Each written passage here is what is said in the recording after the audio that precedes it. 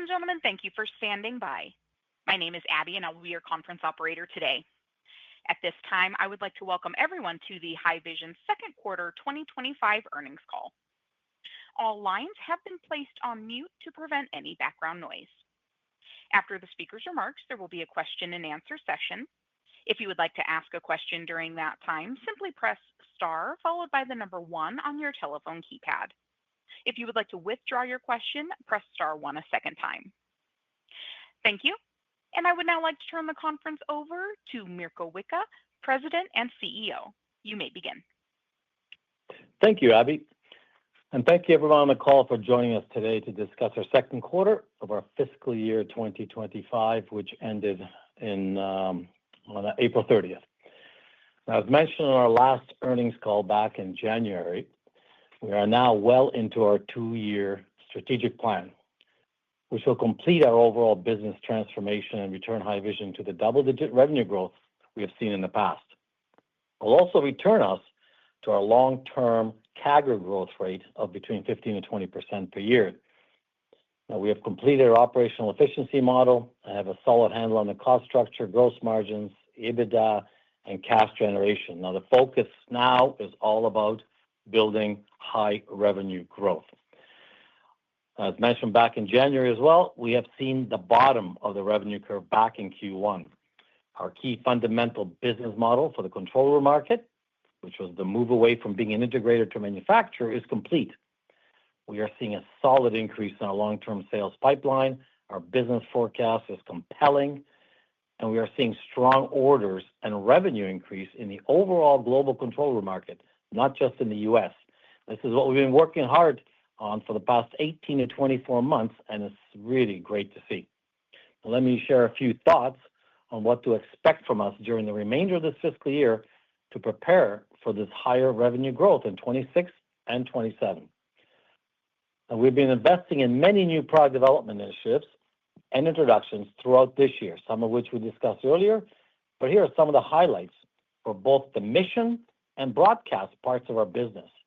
Remember that 6 months ago, we structured the company into 2 focused business areas, mission and broadcast. We are already seeing the results of our actions, and our goal of focus is really paying off. Now, within our mission business, we focus on strategic developments in AI. Last year, we announced that Haivision is partnering with Shield AI, right, which is a leading defense technology company whose mission is to protect service members and civilians with intelligent systems. And with this partnership, Shield AI Kestrel is now fully integrated with Haivision's real-time transcoding Kraken software system and can be easily deployed across a wide range of air, land, and sea-based platforms. It's designed for intelligence, surveillance, and reconnaissance, and situational awareness applications. And Kraken encodes, transcodes, and transports high-quality video and metadata in real time, even in environments where network bandwidth is unpredictable or limited. The latest update to Kraken features the availability of a new option, Shield AI's Tracker, the AI-powered software for superior object detection. And Tracker uses AI and 2 decades of computer vision research and development to detect moving objects in full motion video, turning raw data into actionable intelligence with speed and efficiency. It can detect moving and stationary objects on land, such as vehicles and people, and in maritime settings, such as boats, vessels, individuals, and life jackets. Very, very cool stuff. Now, in May, as promised, during the Defense Military Show at Soft Week in Tampa, we launched an exciting next-generation AI-based hardware, what we're calling tactical edge processor for the defense and ISR markets, called the Kraken X1, which is also called the KX1. It was extremely well received as it delivers incredible performance of AI-enabled encoding in real time. Now, the KX1 is a ruggedized and AI-capable video processing appliance engineered for demanding ISR deployments, combining real-time encoding, transcoding, metadata processing, and NVIDIA-powered AI capabilities in a fanless and compact design. The KX1 brings battle-tested Haivision technology to remote and tactical edge environments. Haivision is absolutely the standard low-latency edge transcoding delivery platform in the defense market and a market leader in providing a unified approach to tactical edge computing. And we expect our Kraken AI technology to drive many long-term defense projects and increase our footprint within the global defense market.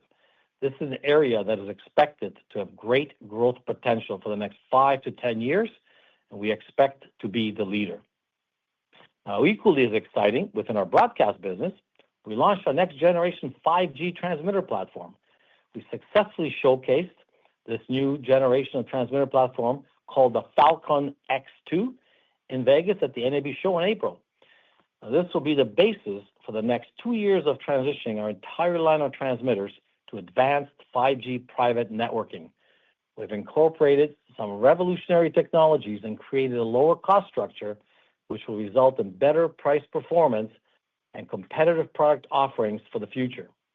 This is very exciting as we also venture into an adjacent lower cost market with a small, lightweight 2-antenna private 5G solution that we can now go more aggressively after our key competitors, LiveView and TVU. Thus, a new revenue stream for Haivision. We will be announcing more systems within this platform throughout the next several quarters. Now, in addition, we will launch our next generation Makito later this fall, internally dubbed as the NGX, targeted specifically for the broadcast sports market that will open additional revenue streams for Haivision. We will deliver full Genlock synchronization capability, including high bandwidth 2110 JPEG XS technologies. And our Makito clients have been asking for these for a long time, and we will deliver with our signature capabilities of high quality, reliability, low latency, and security. This will enable all of our largest broadcast clients to now use Haivision for their full end-to-end workflow for both wired and wireless transmission, something no other vendor can do. Now, all of these developments and strategic investments are key during 25 and will affect revenue starting in our second half of fiscal 2026 and really kick in during 2027 and beyond. Another reason why we are so excited about the future of Haivision. Now, this last piece is pretty huge. I would like to end by sharing with you one specific and extremely exciting transformational competitive win we closed at the end of Q2 that establishes Haivision as industry leader in cellular bonded and wireless 5G private networking. Now, we have won several large and important deals in the 5G wireless space recently and took customers away from TVU, LiveView, and Dejero. They're really three competitors in this market, to the names like the PGA, Eurosport, Big Fish, just to name a few. But now we flipped a huge tier one customer that has been using LiveView for over 18 years for all their wireless needs. Warner Brothers Discovery has chosen Haivision to replace their entire CNN fleet of LiveView equipment for their electronic news gathering, ENG, and multi-camera coverage of live events across all their offices and bureaus worldwide.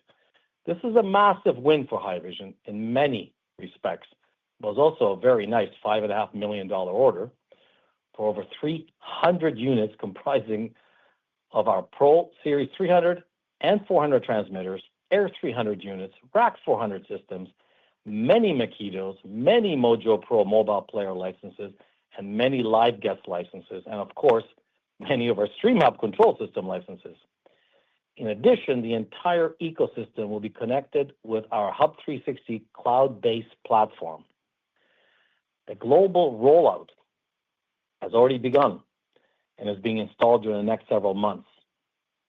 All I can say is that CNN has decided to go with Haivision for our flexibility, our quality, our performance, our support, and most of all, trust as a vendor to deliver the best technology for their needs.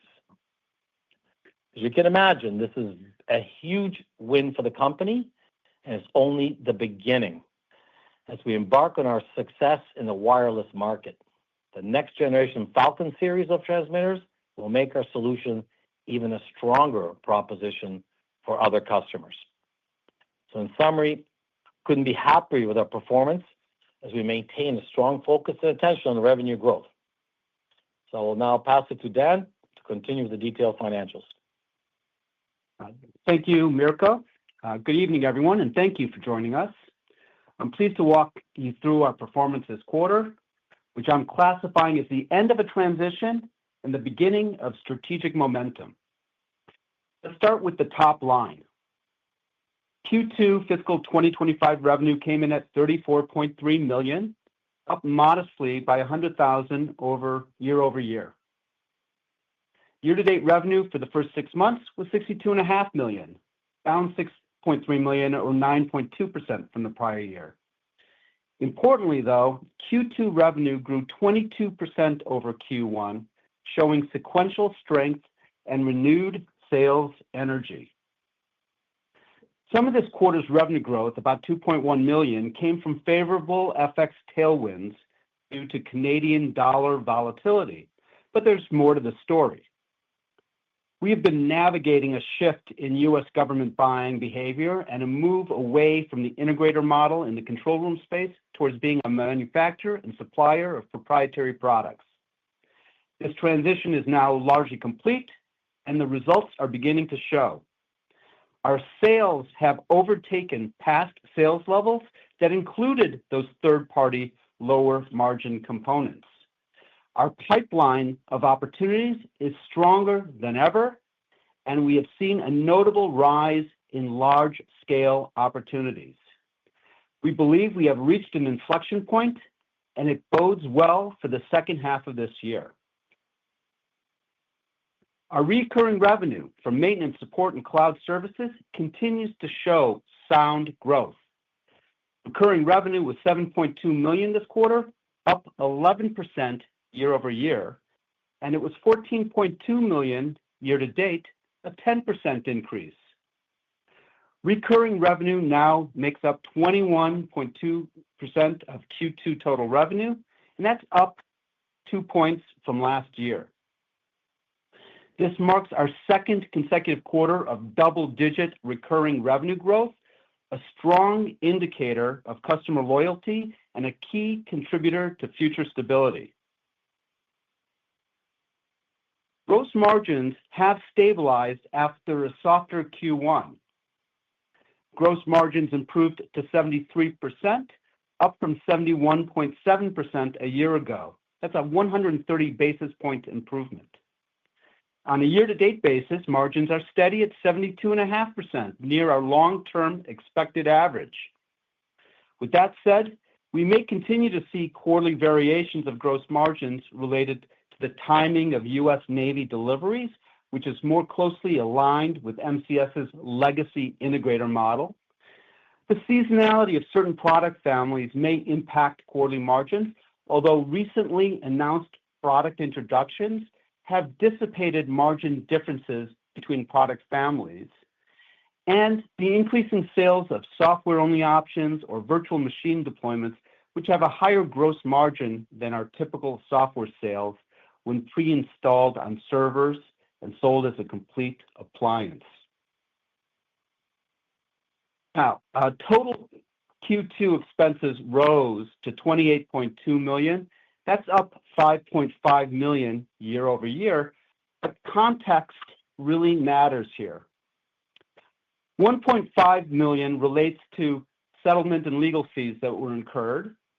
$1.8 million stems from currency-related impacts, largely from the weaker Canadian dollar compared to the euro or US dollar. And we also made strategic investments in R&D and incurred higher sales and marketing expenses related to higher levels of revenue. So let's dive into each one of these three factors that impacted quarterly expenses. A non-recurring expense of $1.5 million was recorded regarding a dispute filed back in 2017. The judge largely ruled in our favor, but the plaintiff has since appealed the decision. A final decision won't be known for 12 to 18 months. A second major factor affecting total expenses was recent trade actions between the U.S. and other countries, which created uncertainties in the market and ultimately cost Haivision $1.8 million in additional expenses. Approximately 80% of our total expenses are denominated in the euro or U.S. dollar. And we've witnessed the Canadian dollar slump when tariffs were imminent and then rally when the U.S. administration announced a reprieve. The weaker Canadian dollar impacted total expenses by as much as $1 million in the quarter. And additionally, the weaker Canadian dollar had an impact of an additional $800,000 related to the value of assets and liabilities on the balance sheet, which was recorded as a foreign exchange loss within total expenses, and specifically within general and administrative expenses. Lastly, some expense growth had always been planned and some was circumstantial, but all of it ties to long-term positioning and second-half revenue growth. We had always planned on incremental investments in research and development, and for that matter, operations and support, to support the large number of new product introductions and growing business initiatives. We also incurred some incremental selling expenses like commissions and bonuses that were paid on buoyant sales that were incurred in the second quarter. Our sales teams are compensated on sales rather than on revenue.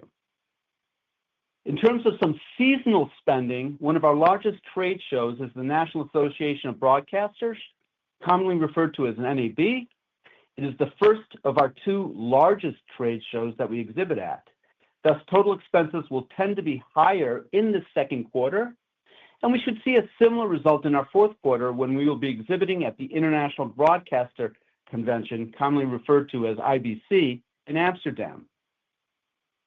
At April 30th, we did end the quarter with 380 employees compared to 365 employees last year to illustrate the incremental investments we've made.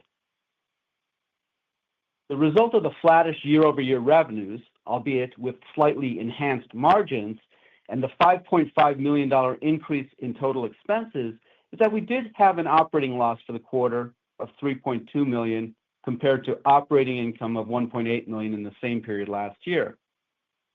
The $500,000 in additional gross margin was only partially able to offset the $5.5 million increase in total expenses. And then again, as a reminder, total expenses were impacted by $1.5 million in non-recurring expenses and $1.8 million in additional expenses related to the weaker Canadian dollar. Turning to adjusted EBITDA, adjusted EBITDA for the quarter was $1.7 million compared to $5.1 million in the same period last year, a decline of $3.4 million. As I mentioned, improving gross margins resulted in $500,000 in incremental gross profit. However, if we normalize total expenses for share-based payments, depreciation and amortization, the non-recurring impact of legal, and then operating expenses were $23.3 million, or $3.9 million higher than the same period last year. The adjusted EBITDA comparison for the 6-month period isn't dramatically different than what we experienced in the second quarter, but was further encumbered by the year-over-year revenue decline in our first quarter. For the 6 months, adjusted EBITDA is $2.2 million compared to $10.2 million in the prior year. That's a decrease of $8 million. So in addition to the $3.9 million increase in operating expenses cited earlier, year-to-date revenues fell short of prior year by $6.3 million, resulting in a $4.4 million shortfall in gross profit when compared to that prior year. With respect to the balance sheet, we ended the quarter with cash balances of $11.8 million. That represents a decrease of $4.8 million from the end of last quarter. A primary driver to the decline in cash is the $2.3 million decline in deferred revenues related to maintenance support contracts, which have been invoiced for which revenue has yet to be realized. But also in January, we announced TSX's approval of our normal course issuer bid renewal, our NCIB. In this second quarter, we purchased over 400,000 shares for cancellation through the NCIB, totaling 1.9 million. And that is 2.8 million on a year-to-date basis. We've had some payments on term loans and lease liabilities, which amounted to another 600,000 during the quarter, and we also had capital expenditures during the quarter amounting to another 400,000. As a point of information to the group, between last year's NCIB and this year's renewal, Haivision has purchased over 1.4 million shares for approximately $6 million. And we still believe that the stock is undervalued at today's prices. We still maintain the $35 million credit facility with the opportunities to expand the size of the line of credit if strategic opportunities arise. And there's only about 7.3 million outstanding on that line of credit. So let's turn our attention towards tariffs. Last earnings call, we suggested that things are fluid. Unfortunately, not sure we are seeing much more clarity today, but as things stand today, we are a Canadian company and the majority of our production of proprietary technology is done in Canada. Fortunately, our proprietary products are governed by the United States-Mexico-Canada Agreement, USMCA, which replaced NAFTA back in 2020. Thus, there are no tariffs for our proprietary products manufactured in Canada when sold into the United States. In fact, we may be in an advantageous position. Many of our competitors are overseas and may not have the benefit of the USMCA with respect to tariffs. And Canada isn't currently imposing tariffs on countries that provide critical technology components, whereas the US might take a different position. Now, the same isn't true of our products that are currently manufactured in France, namely our transmitter products. In April, the US administration announced broad tariffs on imports, which includes a 10% base tariff on all imports into the United States. However, the impact of these tariffs haven't been significant. Yes, Mirko did allude to the significant success we are having with the transmitters in the United States. However, it's still a relatively early initiative for us. We also have means to lower the overall impact of tariffs. Tariffs are paid on the value of goods when they cross the border, and our corporate structure and transfer pricing methodologies enable us to mitigate some of the impact. Mirko also mentioned recent product introductions like the Falcon X2. A new product introduction is a great time to relook at our manufacturing strategy and where best to manufacture such products. Of course, any tariff impact is really predicated on whether we can transfer the tariff burden to our customers. And we've had conversations with customers, and thus far they've been largely receptive. I should also mention that we have a handful of tactics that are being considered for each of these tariff areas that we can accelerate or delay depending on the day-to-day actions of the U.S. administration. With that said, we believe our current course of action should provide us a cost-effective solution with little risk. So for the time being, we intend to stay the course, at least until there is some future clarity. And hopefully individuals with deep expertise on tariff macroeconomics are addressing the various issues, and that thoughtful, level-headed decisions will be made. So to summarize, this quarter was a mix of transition, stabilization, and building momentum. We've crossed key milestones in our business and in model shifts, and our recurring revenue is growing steadily. And the pipeline has never looked more promising. So with that said, I'm going to hand the mic back to Mirko for Q&A. Thanks for everyone for attending. Thank you. Abby, let's take some questions, please. Great, thank you. And if you have dialed in and would like to ask a question, please press *1 on your telephone keypad to raise your hand and join the queue. If you would like to withdraw your question, simply press star one a second time. If you are called upon to ask your question and are listening via speakerphone on your device, please pick up your handset and ensure that your phone is not on mute when asking your question. Again, it is star one to join the queue. And our first question comes from the line of Robert Young with Canaccord Genuity. Your line is open. Great. First question, just on the gross margins, the expansion you noted this quarter. Is that all driven by the business model changes, the shift from integrator to manufacturer, or is there some raw material benefit? I think you highlighted maybe some advantageous situation there. Maybe what are the drivers there behind the gross margins? Well, I would suggest that the transition from an integrator to manufacturer is having a positive impact on the business. We are not selling nearly as much of those third-party low-margin components as part of our solutions in the control room space. But I would also suggest to you the opposite is true as to what happened in Q1. In Q1, the fixed cost of production was being amortized over a lower revenue level. Now that we've reverted back to our typical revenue levels here, it's being amortized over a broader amount of revenue, and thus we've been able to see margins improve. Okay, that's great, helpful. You said that there was a solid increase in pipeline. Is that a general comment, or is that focused on the control room market? I think it was general, but maybe just back up. Like, what are the areas of excitement? Can the Abbey West business, the contribution business, because that can continue to sign these large deals, like this $5.5 million win? Is there more of that in the pipeline? And maybe there's a broader commentary on the pipeline.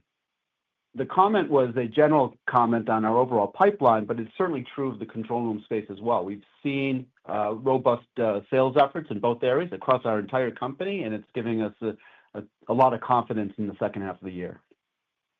Yeah, one thing maybe I'll add, Robert, is one of the things I didn't kind of mention in my talk, but since you bring it up, and out of 21 years at Haivision, honestly, I have never seen such a long list of multi-million-dollar opportunities that we're involved in. So, which only leads me to believe that we're getting involved in much larger opportunities, that's for sure.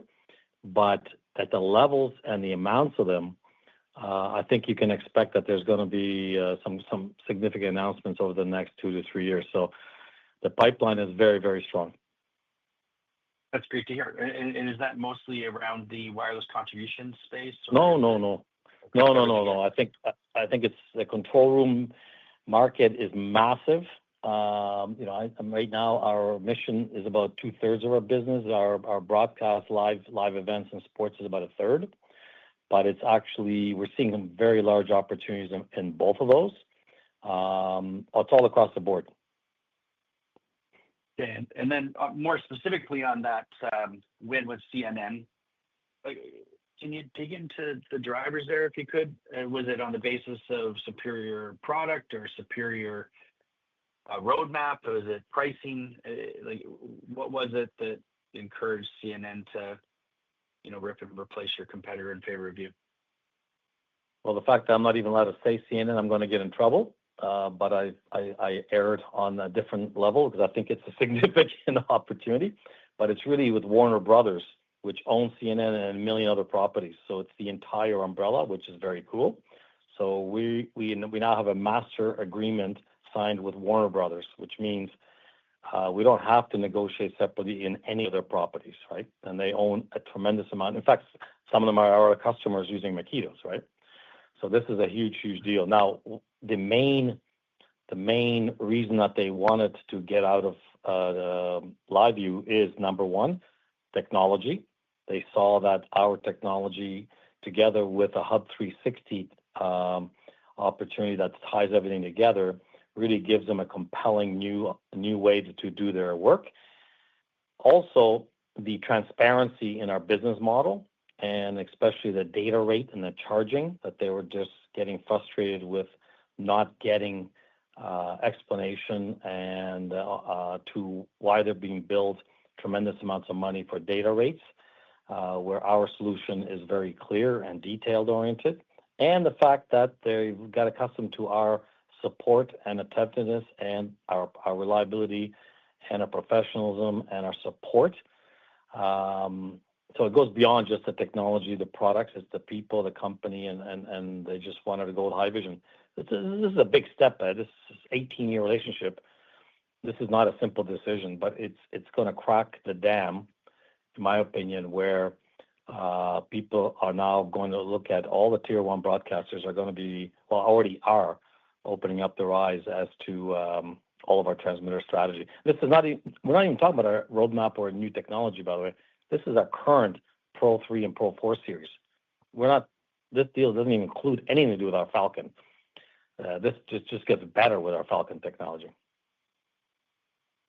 It's great to hear. Maybe last question, I'll pass the line. I think last quarter you're a little bit cautious on some of the risk around the U.S. spending. I know you already covered that a little bit, but just, as it relates to DOGE and some of the tight spending, maybe if you just talk about that and, the impact on the near-term and I'll pass the line.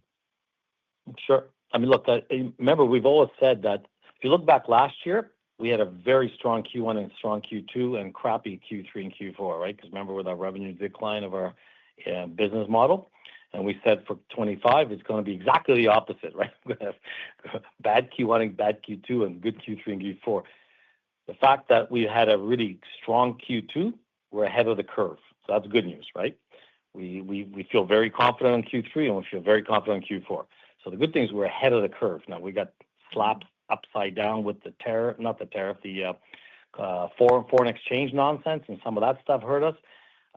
It is what it is. But the fact that Q2 is stronger, significantly stronger than we expected, that's good news. But also, we've seen the defense spending and government, U.S. spending, a little bit ahead of the curve. And I think a lot of people were just afraid. I think they don't know where DOGE is going next, right? Are they going to hit the military defense or not? And I think that also helps fuel the pipe. Now, it seems that the defense is going to get more spending and they're not going to be cut and chainsawed, but we don't know. So I think we've seen a little bit of that. But right now, we have not seen any of our programs move. We haven't seen anything canceled. Nothing's been pushed out. In fact, we're seeing some stuff pushing in. So we're cautiously optimistic. We feel that the government defense sector, if anything, across the world is increasing their budgets. So we're seeing it in all other countries, not just the U.S., where we're getting opportunities where people are increasing, especially in Europe, are increasing their defense budgets. Police budgets, security budgets, emergency response budgets, which is all good for us, which involves Makitos, Krakens, all of our SR properties, including the control room systems, exploitation systems. So it's all going in the right direction for us from a pipeline build, and we're very, very optimistic for the next 5 years. All right. Thanks for all that color. I'll pass the line. Thanks. Okay. Our next question comes from the line of Daniel Rosenberg with Paradigm Capital. Your line is open. Thanks for taking my questions. My first one comes around just the strength of the pipeline and kind of visibility you have for the towards the end of the year. I was just curious how far, I'm curious around the conversion from pipeline to concrete revenue, and then kind of, how that lines up for when we think about Q3 and Q4 and the confidence you have in getting back to double-digit growth. Well, very, very good question. Given our two business focuses, right? We got the broadcast, we got the mission. And obviously, the mission piece is a much longer transition, much longer sales cycles, which we usually see at least a 3 to 4, if not higher, quarter conversion rate. Even from sales, even if we get the order to revenue, could take up to 2, 3, 4 quarters just because of commissioning, these complex rooms. So that's it's a very difficult one. Every customer is different, right? Whereas in a broadcast, it's usually much sooner, right? Broadcast, you can get the order, get the sale, we ship right away as revenue. So usually it's within the 1 or 2 quarters. Although here we're talking about CNN, and that's going to be multiple quarters. So there's those exceptions. But I'd say what gives me comfort is that we've been talking about pipeline first, right? And then you look at order rates, right? Sorry, forecast, because pipeline is one thing, that's a long term.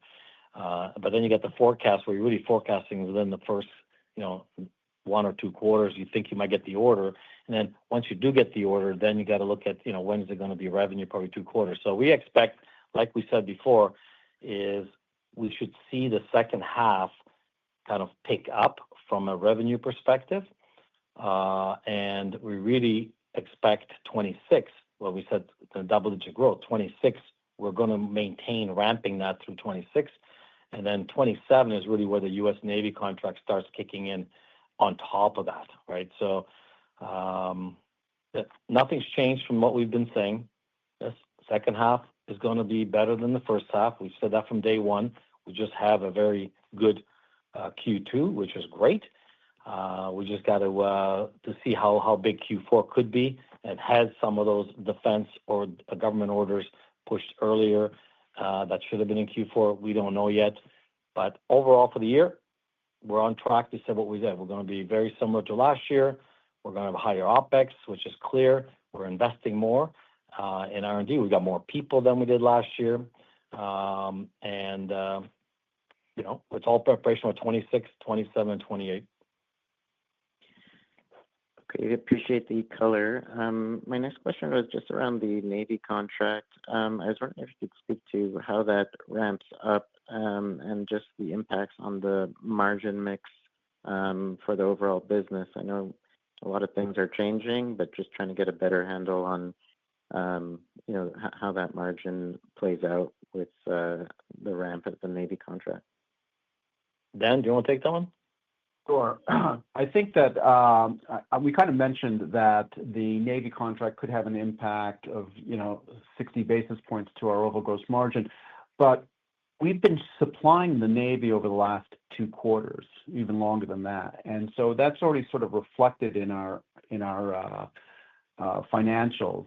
So the long-term average that I spoke of before is likely to be the long-term average. Now, we may have a little bit of volatility if the Navy deliverables represent a disproportionate amount of a business in any given quarter, but we're not seeing that kind of a schedule being rolled out as of now.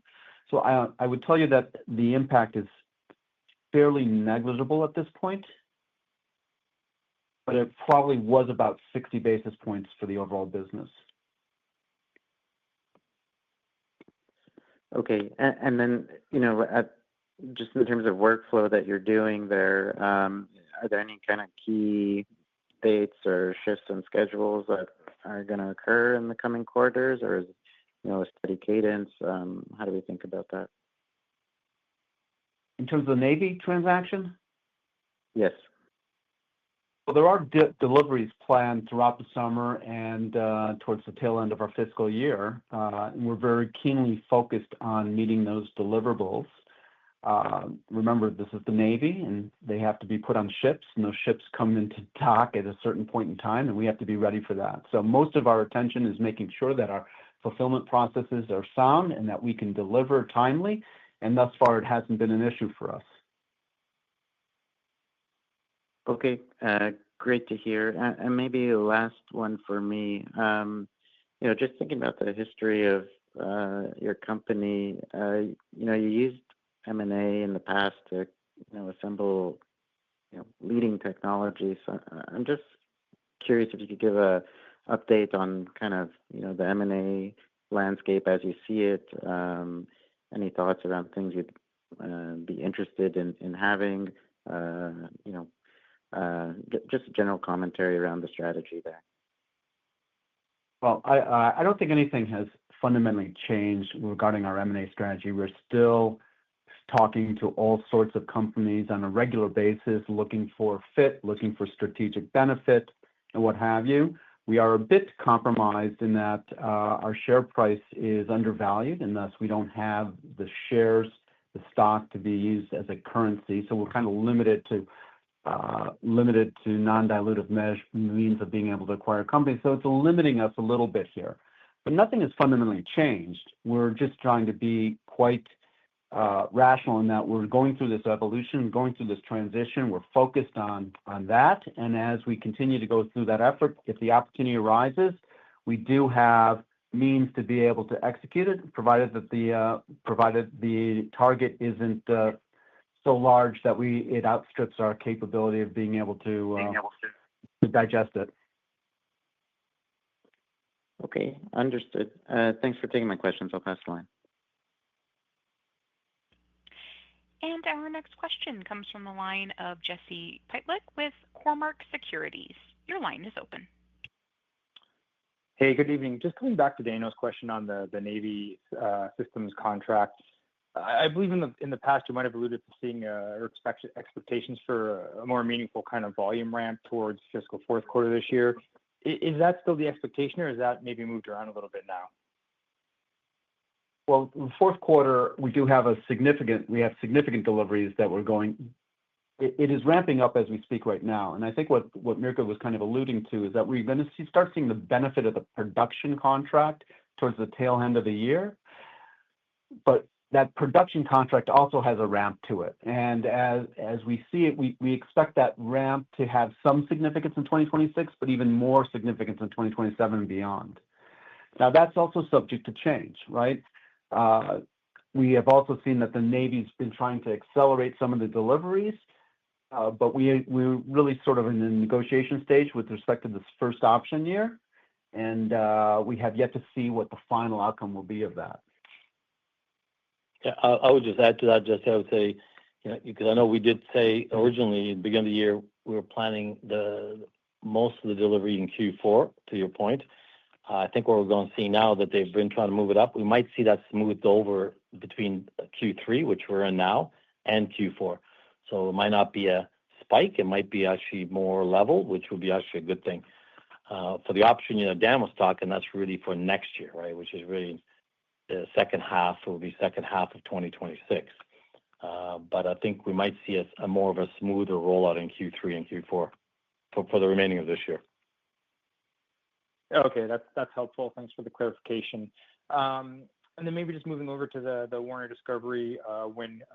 Congratulations on that. In terms of the $5.5 million, is that going to be kind of pretty much a smooth recognition, or will there be any lumpiness in that? And then can you maybe just speak to timing around other potential wins with other properties within the Warner Discovery family? I wish I could, but hopefully there'll be many. I mean, one of the large pieces of that, again, that the deal was because, again, it's CNN specifically for this one, is a large data component, which obviously will be recognized, starting probably in about 3 months when they really start fully exercising systems, which will go on for the next year. So they'll be recognized later. So that'll be part of deferred revenue. Most of the equipment, not most, but majority of the equipment was shipped at the end of April, and the rest is being shipped as we speak. So from a revenue recognition, the hardware, software, all that stuff will be done this quarter. And it's just a data piece, support piece. It's significant support and installation, commissioning, and all of that. So as you can appreciate, this is a very complex global rollout from 17 different operations and countries. So the coordination is I mean, for us, this is a pretty significant deal in the wireless space that we've never really played at large scale. So we're learning as we go, and we're working very, very closely with CNN. So the next 3 to 6 months is going to be critical. And I like to say that we are already talking to every broadcast tier one company because they're all using Makitos. They all know Haivision. But they don't use our transmitters. And guess what? Everybody is extremely anxious to see why CNN picked us and why this happened, and they're all evaluating our technology. So I think you're going to see over the next 18 to 24 months a very good, healthy growth in our transmitter business because this is the big one. For CNN to go, that's huge, very huge. Okay. Thank you for that. Maybe just then on one final question, then just with respect to the control room business and building out that international channel partnerships. Can you just maybe give an update on how that's been progressing? If you're seeing any particular progress in any specific international jurisdictions, and just maybe expectations on when you could start to see more meaningful revenue contributions start to roll in? Yeah, it's progressing very well. We had been postponing some of our training for international, but that's now is about to start. We wanted to start that earlier in the year, so we're actually winning deals. We're actually seeing our forecast and our pipeline grow dramatically in international. Interesting, we've made quite a few installations. Unfortunately, a lot of them we cannot name. But it's progressing very well. We've hired people. We're growing the team. The training was about to start internationally. We've already had our several training sessions in the U.S. specifically for the U.S. partners. So that's progressed very well. So I expect that to really kick into gear in the second half of this year, where I see 26 is going to be for us a very healthy growth in the international space. All right, perfect. That's all from me. I'll pass the line. And as a reminder, it is star one if you'd like to ask a question. And our next question comes from the line of Nick Cochran with Acumen Capital. Your line is open. Hey guys, most of my questions have been answered, but maybe the first one, Canada has recently announced increased military spending. I'm just wondering how you're positioned to benefit from that going forward. Good question. I mean, I speak to my field guys, and we're definitely talking to different levels in the Canadian defense industry. So we're all over it. Unfortunately, if I look at it, the Canadians have always been very close to the Americans, and so it's a bit of an awkward situation at the moment. So we're, I think as a Canadian company, we're positioned very, very well. And I think we're going to take advantage of it. So it's going to take a little extra work right now. Canadian military already uses our stuff, but we just need to work a little harder right now to try to take that Canadian position, because we've always kind of used the fact that, hey, the U.S. is using us. We're the gold standard. It's a non-issue, but I think right now we're kind of got to revert a little bit and kind of put up the Canadian flag, if you know what I mean. So that is happening as we speak, right? Great, that's good color. And then maybe last question for me. I know you mentioned that large win for the 5G products. In the past, you spoke about leasing those products. How is that going? Well, the rental program and the long-term leasing program is still ongoing. I mean, we're doing much better in Europe because they've been running that for many, many years, even as part of Aviwest, right, when we bought them. So it's a machine more in the U.S. We're doing okay. Do I think we're doing great? No, I think we can do better. So we've got a huge focus on our rental and long-term lease programs in the U.S., where we're going to be investing in inventory, in partnerships. So we're still working it. It's still a very, very small piece for us. It's not a needle mover at all. But interestingly enough, if you look at the deal we just won, they were actually leasing for millions of dollars from LiveView, right, per year. Now they went with us and they bought everything. So it's kind of interesting. So I'm not sure if the dynamics are changing in that industry or not, but we're still committed to the long-term lease and for the rental piece. Thanks. That's good color. I'll pass the line. Cool. And we have no further questions. So I will now turn the conference back over to Mr. Mirko Wicha for closing remarks. Super. Thanks, Abby. And in closing, again, just reiterate, we're committed to maximizing our long-term value for all of our shareholders, and we're very confident in our ability to execute our strategic revenue growth plan and deliver solid growth for the future as promised. I just want to thank all our shareholders and analysts on the line today for their continued support of Haivision. I look forward to speaking with all of you in mid-September when we discuss our third quarter results. Thank you, everybody. And ladies and gentlemen, this concludes today's call, and we thank you for your participation. You may now disconnect.